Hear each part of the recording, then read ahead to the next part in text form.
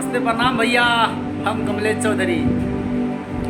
ले जइबा कहिया गावनवा पिया, बस में ना बाटे मनवा पिया। ले जइबा कहिया गावनवा पिया, बस में ना बाटे मनवा पिया। पिया देहिया तो देह खो जाता, पिया देहिया तो देह खो जाता। जवानी ओवरडोज खो जाता। ले जइबा कहिया गावनवा पिया, बस में ना बाटे मनवा पिया। हर गवना करा के गईले भतार, रोवाता चोलिया में जो बना हमार। बड़ी परेशानी बा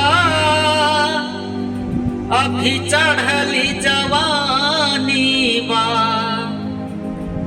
बड़ी परेशानी बा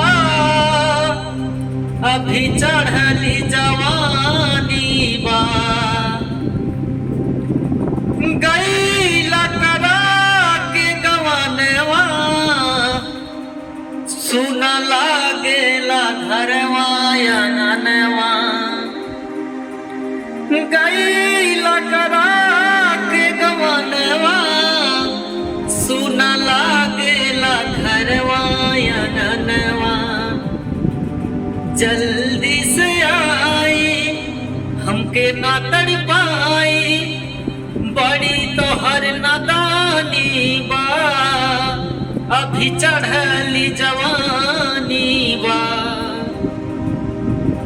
अरे रातिया में सुतलम भतार टोवेला, ए सखी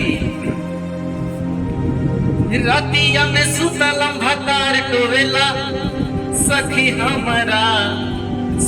हमारा जवानिया में खाद बोवेला। रतिया में सुतलम भतार टोवेला, रतिया में सुतलम भतार टोवेला। सखी हमारा जवानिया में खाद बोवेला।